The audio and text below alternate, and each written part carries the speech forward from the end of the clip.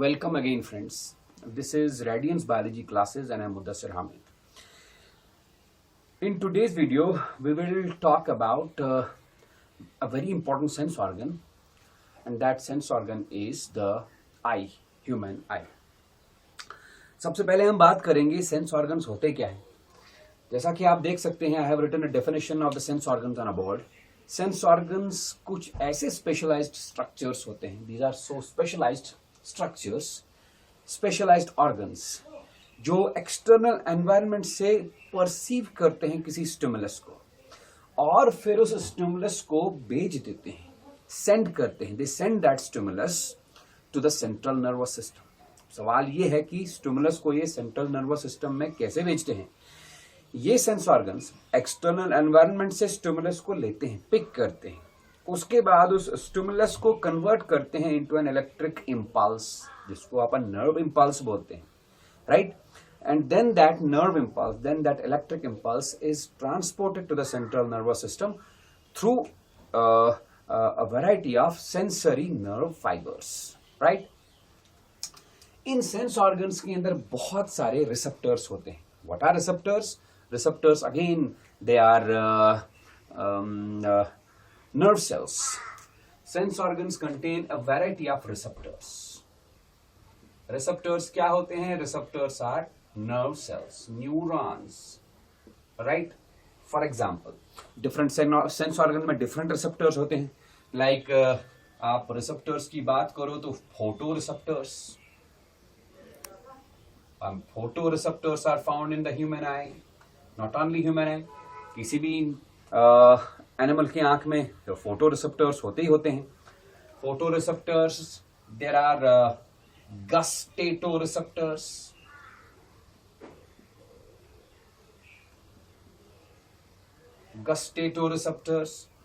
There are olfactory receptors,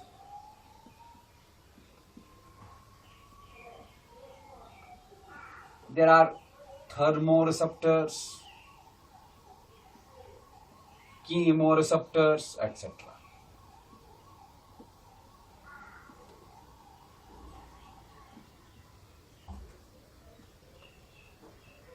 Photoreceptors क्या काम करते हैं? They perceive which type of stimulus? They perceive light stimulus. Photoreceptors human eye के अंदर, आंख के अंदर होते हैं, and they perceive light stimulus. They eye converts that light stimulus into an electric impulse, photo impulse, and then transmits that photo impulse to the central nervous system. इसी तरह gustatoreceptors, these are found in the tongue. tongue के अंदर होते हैं ये. They are responsible for picking up the gustatostimulus. Gustatostimulus मतलब test वाला stimulus ये पिक करता है, right? Olfactoreceptors, they are located in the olfactory organs, that is nose, nasal chambers. और ये क्या काम करते हैं? They pick up the olfactostimulus, that is ये smell वाला stimulus pick करते हैं. Similarly, there are thermoreceptors. Thermoreceptors pick up the temperature stimulus, and chemoreceptors pick up the stimulus generated by some chemicals, right? यहाँ पर इस video में हम बात करेंगे सिर्फ और सिर्फ photoreceptors की, और photoreceptors are located inside the eyes. So in this video tutorial, we will be talking about the structure of the human eye, focusing on the human eye, the structure of the mammalian eye, and उसके बाद हम उस eye की functioning के बारे में भी बात करेंगे, right? So let us talk about the structure of the human eye. मैंने यहाँ पर ड्राइंग बनाया है. अभी मैंने इस ड्राइंग को, इस पिक्चर को लेबल नहीं किया है. इसका हम लेबलिंग साथ साथ करेंगे और साथ साथ इसके डिफरेंट पार्ट्स को हम एक्सप्लेन करेंगे. Is it okay? Right. So human आई क्या है ये? It contains photo receptors, means it is a photo sensitive organ. Photo sensitive organ का मतलब है इट गेट्स स्टिमुलेटेड. इसके अंदर जो रिसेप्टर्स हैं, they get stimulated, they pick up the photo stimulus, light stimulus, and get stimulated. Then that stimulus is converted into an electric impulse, right? कहां पर होता है ये आई? आपको पता होगा it is located in the eye orbit. Eye orbit बोले तो हमारे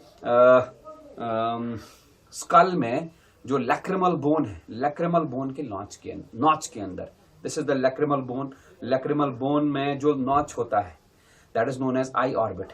it is located in that eye orbit. So I will write here, it is located in the notch of lacrimal bone. Notch of lacrimal bone. इसी lacrimal bone के notch को हम eye orbit भी बोल सकते हैं, राइट?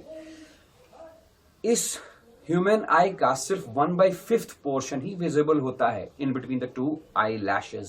दो eye lashes के बीच में सिर्फ आगे वाला ये 1/5 पोर्शन विजिबल होगा.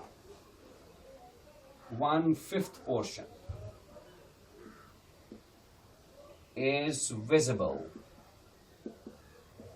between the eyelashes.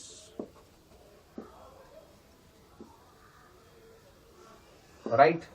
बाकी जो 4/5 portion है, that 4/5 portion, 4/5 हिस्सा, that is hidden in the eye orbit. Located hidden in eye orbit.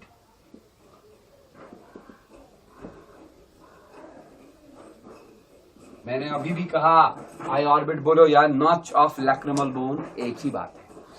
इस ह्यूमन आई के आसपास लैक्रिमल ग्लैंड्स होते हैं, and you know that lacrimal glands secrete tear fluid. That tear fluid is rich in lysozyme, right? Lacrimal glands, they secrete tears which are rich in lysozyme enzyme. Lysozyme enzyme क्या काम करता है? It is the component of anatomical barrier of the innate immune system, right? अगर कोई pathogen, कोई antigen आंख के रास्ते से अंदर जाना चाहे तो that pathogen has to encounter with the lysozyme enzyme. ये lysozyme enzyme bacterial cell wall को ब्रेक करता है and kills the pathogen, restricts its entry through the root of the eye.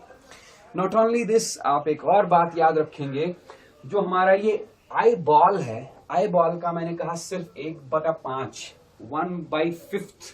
1/5 portion he visible है. बाकी 4/5 portion it's hidden in the eye orbit.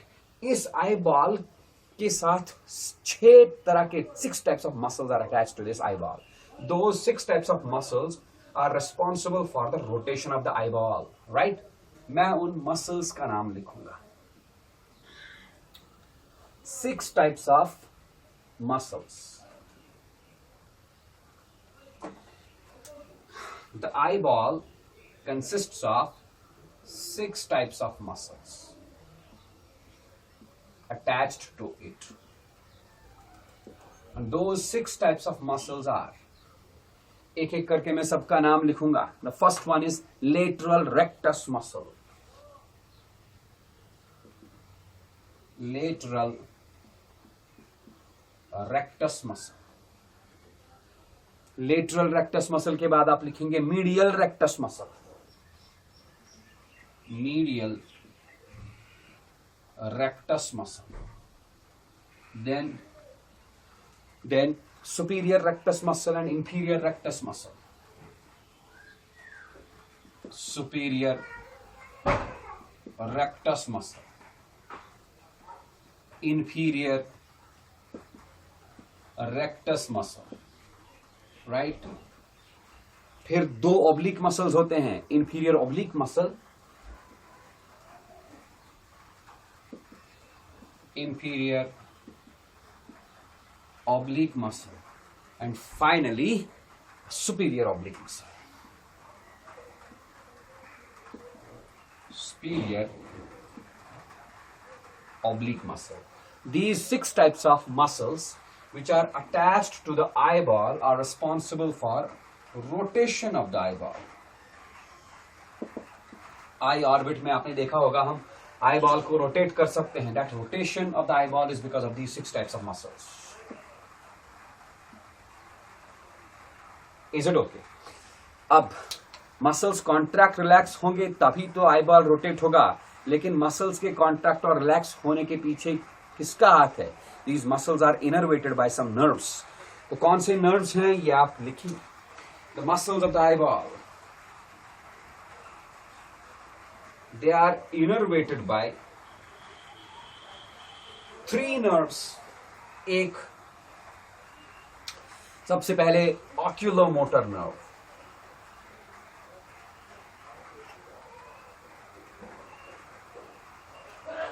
Oculomotor nerve is the 3rd cranial nerve.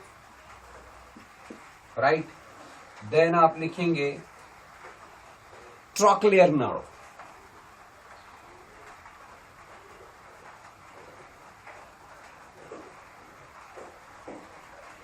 Trochlear nerve is the 4th cranial nerve. And then आप लिखेंगे abducens. Abducens nerve.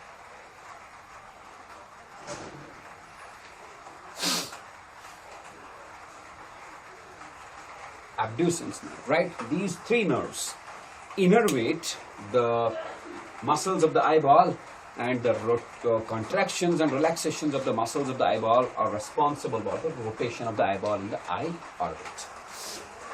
इसके बाद हम बात करेंगे इस eyeball के डिटेल्ड स्ट्रक्चर की. जैसे कि मैंने यहाँ पर ड्राइंग बनाया है, इसी ड्राइंग को हम लेबल करते जाएंगे और एक एक पार्ट को हम एक्सप्लेन करते जाएंगे. ओके? तो हम बात करेंगे इस आई बॉल के इंटरनल स्ट्रक्चर की. एक एक पार्ट को हम लेबल भी करते जाएंगे और उस पार्ट को हम एक्सप्लेन भी करते जाएंगे. राइट? तो पहला पार्ट इस आई बॉल का ये रहा फाइब्रस लेयर. फाइब्रस लेयर बोलो, फाइब्रस कोट बोल सकते हैं या फाइब्रस ट्यूनिक बोल सकते हैं, एक ही बात है. Right? This fibrous layer is the outermost covering जो मैंने ब्लैक से ड्रॉ किया हुआ है. राइट? इस फाइब्रस लेयर के फर्दर 2 पार्ट्स हैं. The first one is sclera and the second one is cornea. मैं ड्राइंग में, डायग्राम में मेंशन करूंगा, लेबल करूंगा. This is sclera and this one is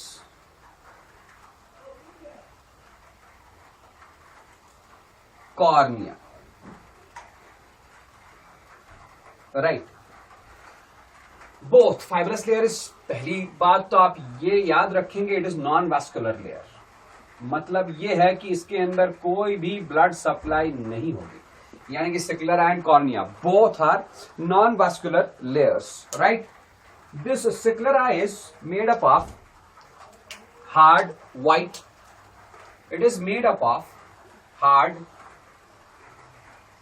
white colored opaque fibrous connective tissue.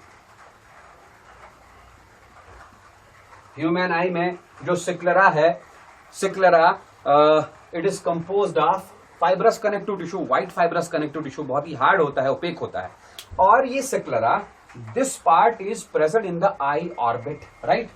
इसी fibrous layer का आगे वाला हिस्सा, एंटीरियर मोस्ट पोर्शन, इसको हम कॉर्निया बोलेंगे. लेकिन ये कॉर्निया व्हाइट कलर का नहीं है, it is transparent.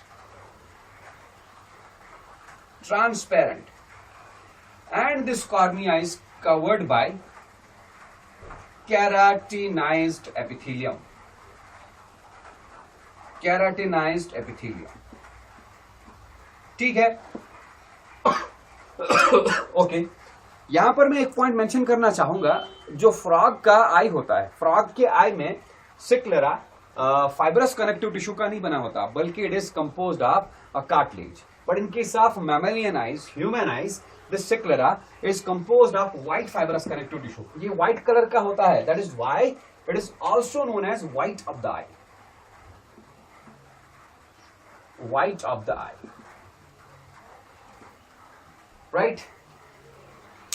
Then this sclera is mesodermal in origin. Mesodermal, and it is a protective covering. It is protective in nature. While as cornea जो है, cornea is also mesodermal in origin, and this cornea is transparent. It's covered by keratinized epithelium, and ये oxygen लेता है directly environment से. It is in direct contact with the environment.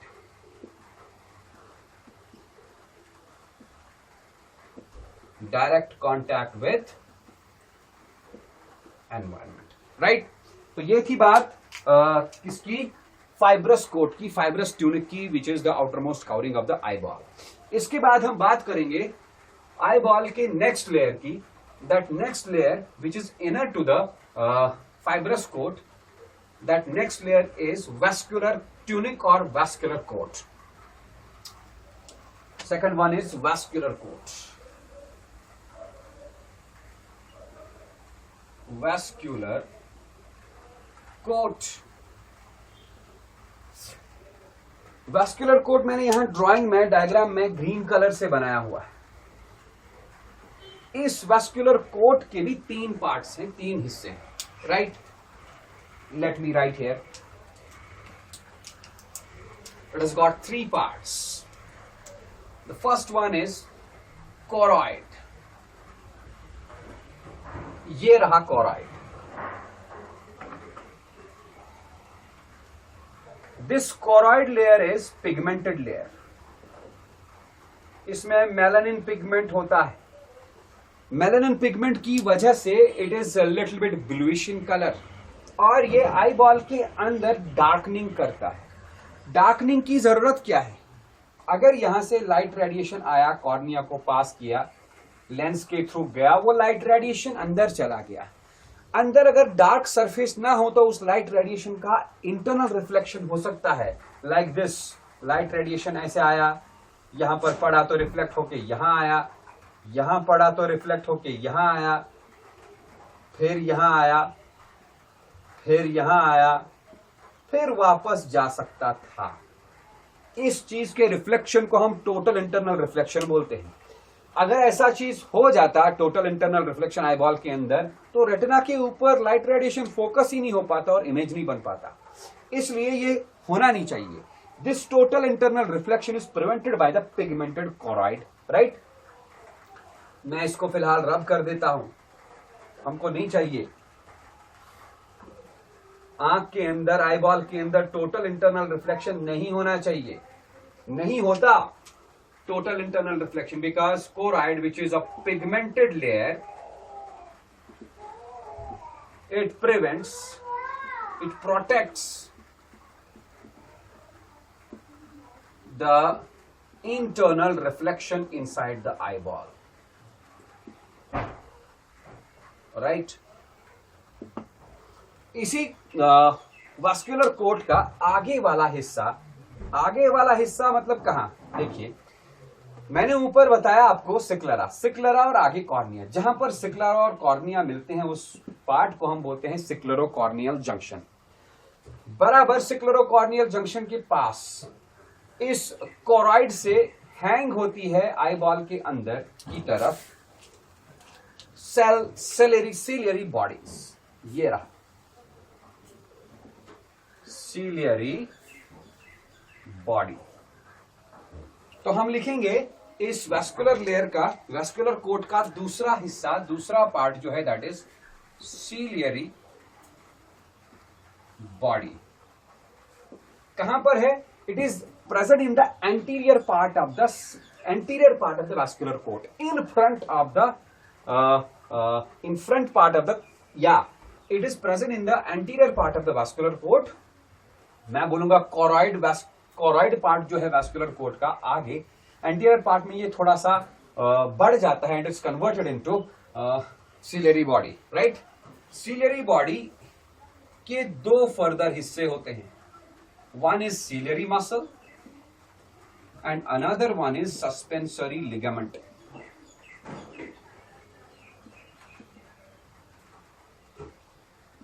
Is it okay? Suspensory ligament मैंने यहां पर red से दिखाया हुआ है, this is suspensory ligament, right. Suspensory ligament, suspensory ligament का काम क्या? ये लेंस को अपनी जगह पर होल्ड करता है, it holds the lens.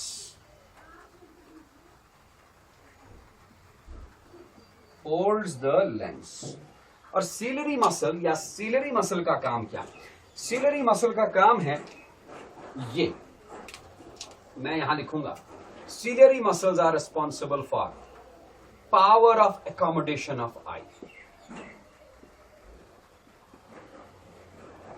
Power of accommodation. Power of accommodation क्या है? Power of accommodation means ability of an eye to see distant objects as well as nearby objects clearly. कहने का मतलब ये है, लेंस जो है, लेंस सस्पेंसरी लिगामेंट से अपनी पोजीशन पे अटैच है, लेकिन ये सस्पेंसरी लिगामेंट सिलियरी मसल के साथ भी अटैच है। जब सिलियरी मसल कॉन्ट्रैक्ट हो गया, सिलियरी मसल के कॉन्ट्रैक्ट होने से लेंस का फोकल लेंथ चेंज हुआ, लेंस थिक हो गया। जब सिलियरी मसल रिलैक्स हुआ, सिलियरी मसल के रिलैक्स होने से लेंस का फोकल लेंथ अगेन चेंज हुआ। फोकल लेंथ मतलब सिलियरी मसल के कॉन्ट्रैक्ट और रिलैक्स होने से लेंस कभी कभार थिन हो जाता है, कभी कभार थिक हो जाता है, right. Thinning and thickening of the lens results in increase in the and decrease results in increase and decrease in the focal length of thinning and thinning of the lens results in change in the focal length of the lens, right। Lens का focal length change हो गया, तब जाके lens दूर की चीजें और नजदीक की चीजें दिखाई देगा। लेंस दूर की चीजें और नजदीक की चीजों को फोकस कर पाता है and eyes are able to see nearby as well as distant objects clearly. Is it okay? This is done by the contraction and relaxation of the ciliary muscles. तो कुल मिला के बात यह है, सिलियरी मसल्स कॉन्ट्रैक्ट और relax होते हैं। इनके कॉन्ट्रैक्ट और रिलैक्स होने से लेंस का शेप चेंज होता जाता है। लेंस कभी थिन होगा, कभी थिक होगा। Thinning and thickening of the lens results in change in the focal length of the lens. Lens का फोकल लेंथ चेंज हो गया, तब जाके लेंस दूर की चीजें और साफ की चीजें देख पाएगा। This ability of the eye to see distant as well as nearby objects clearly is known as power of accommodation. Power of accommodation is dependent upon ciliary muscles, right.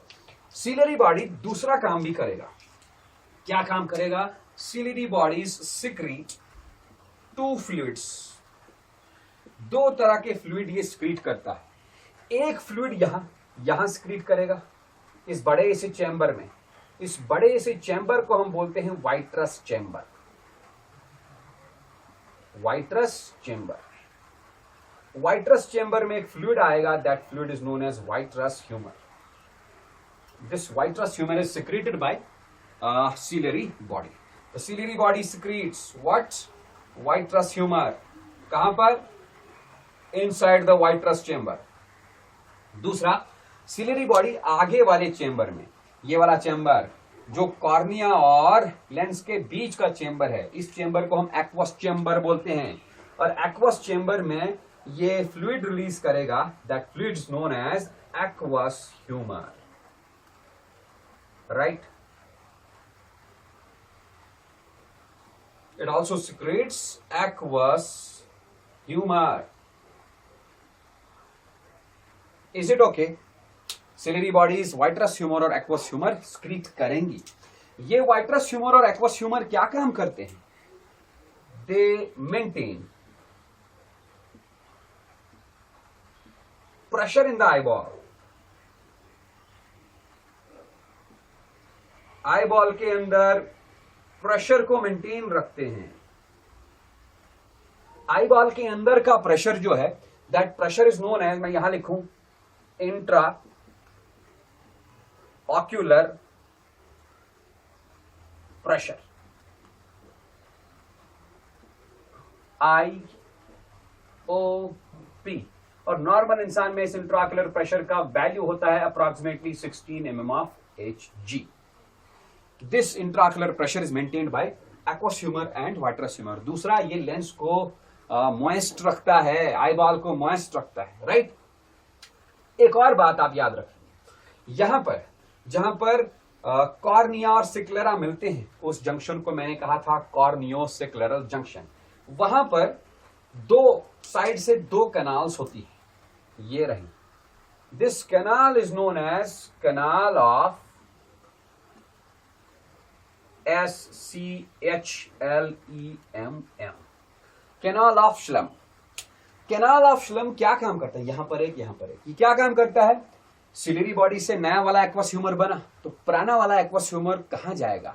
पुराना वाला एक्वस ह्यूमर इसी canal of श्लम के through drain होके blood में जाएगा, right. इस तरह aqueous humour, aqueous chamber में एक्वस ह्यूमर जमा नहीं हो पाता.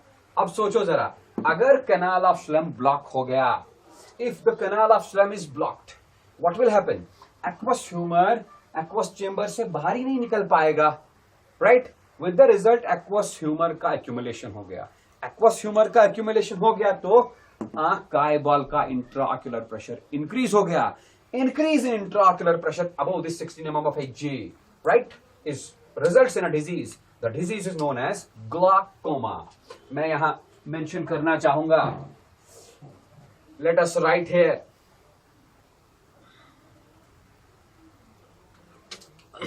Blockage.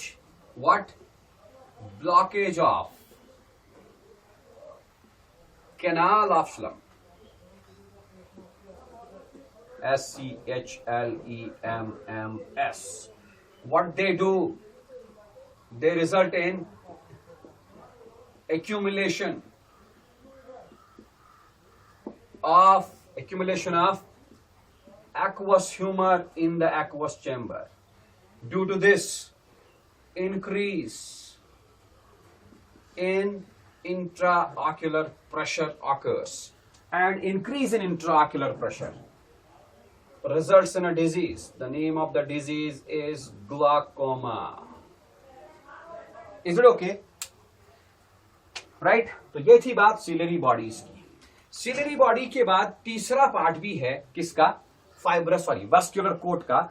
That third part of the vascular coat is in front of the ciliary bodies. That third part is known as iris, right? The third part of the vascular coat is known as iris.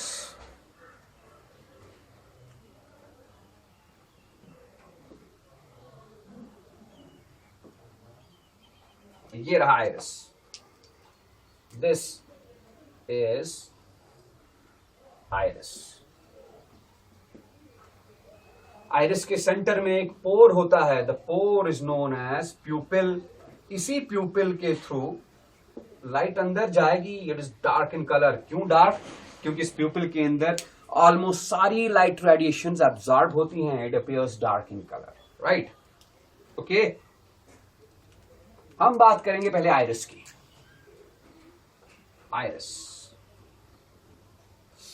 Iris is composed of the frontmost part of the vascular coat, and it is composed of muscles which are ectodermal in origin. Muscles.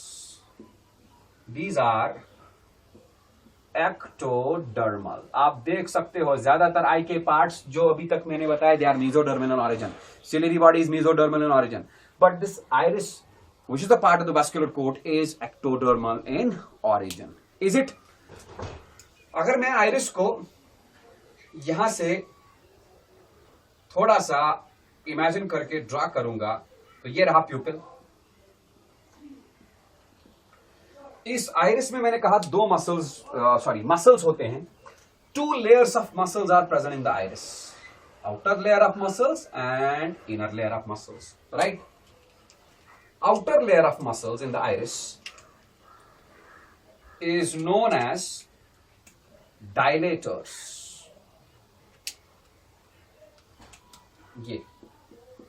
This is the outer layer of muscles.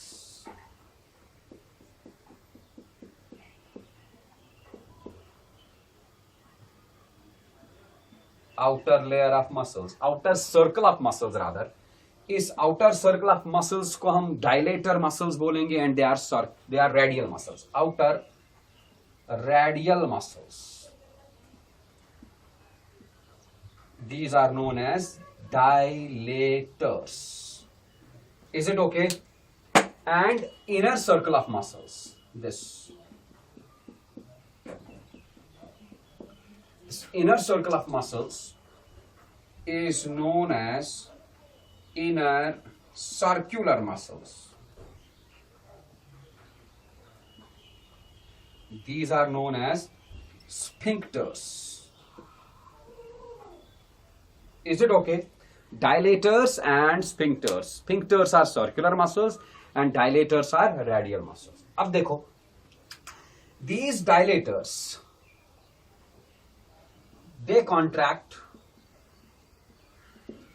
जब ये contract होंगे, बाहर वाला circle muscles का जब ये contract होगा, इनके कॉन्ट्रैक्शन से आइरिस का क्या होगा? कंस्ट्रिक्शन होगा. Constriction of the iris results in increase in the diameter of the प्यूपिल.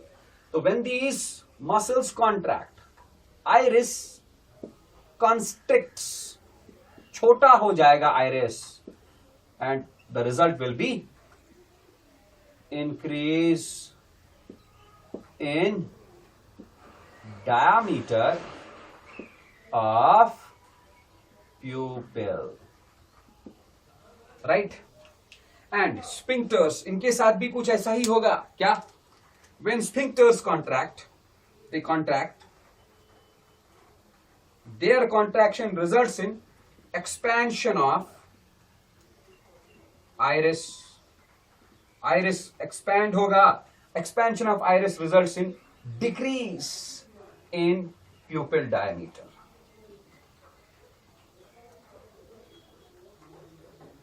Pupil का diameter decrease हो गया. अब सवाल यह है कि ये कब होगा? This happens, increase in the diameter of the pupil happens in dim light. So they function in dim light. Dim light में क्या? Dim light है, बाहर dim light है, बहुत कम लाइट है, इंसान को चीजें अच्छे से दिखाई नहीं देती. उस वक्त जरूरी है प्यूपिल वाइड होना, और प्यूपिल वाइड होगा तो जितनी भी थोड़ी बहुत लाइट है वो सारी लाइट रेडिएशन जल्दी जल्दी अंदर जाएंगी और इंसान को दिखने लगेगा. तब जाके प्यूपिल, जरूरी है प्यूपिल का वाइड होना. प्यूपिल वाइड तब होगा जब डायलेटर मसल्स कॉन्ट्रैक्ट होंगे. डायलेटर मसल के कॉन्ट्रैक्ट होने से पूरा का पूरा आइरिस क्या होगा? कंस्ट्रिक्ट होगा, पीछे की तरफ खींच जाएगा, मतलब छोटा होगा, and increase in the diameter of the pupil occurs. This process of increase in the diameter of the pupil due to the constriction of the iris, which occurs due to the contraction of the radial muscles, which occurs due to the contraction of the dilators, this process is known as mydriasis. मैं यहां लिखूं mydriasis, and it occurs in dim light. This process occurs in bright light. जब इंसान बहुत ही intense bright light में जाएगा, उस वक्त अगर लाइट बहुत सारी चली गई आंखों के अंदर तो लाइट आंखों को डैमेज कर सकती है. देयरफॉर प्यूपिल को छोटा होना पड़ेगा. कैसे प्यूपिल छोटा होगा? अंदर वाला सर्कल ऑफ मसल्स जिनको हम स्फिंक्टर्स बोलते हैं, दे कॉन्ट्रैक्ट, एक्सपेंशन हो जाएगा, बड़ा हो जाएगा iris, with the result प्यूपिल diameter decreases and आंखें बच जाएंगी डैमेज से. This process occurs in bright light, and the process is known as meiosis. इसको meiosis के साथ आप कंफ्यूज ना करें. meiosis is cell division, it is meiosis. उसका स्पेलिंग है MEIOSIS. It is MIOSIS. Meiosis is the decrease in the diameter of the pupil due to the contraction of the sphincter muscles. It occurs in the bright light. It occurs in order to protect the damage to the eyeball in the very bright light, right? तो ये थी कहानी vascular coat की. इसके बाद हमारा आएगा the third coat, which is inner to the vascular coat. The third coat is known as neurosensory coat or neurosensory layer. This neurosensory layer is consisting of retina. मैं mention करके रखूंगा यहाँ पर that this is neurosensory layer. This neurosensory layer will be discussed in our next video. Okay, thank you.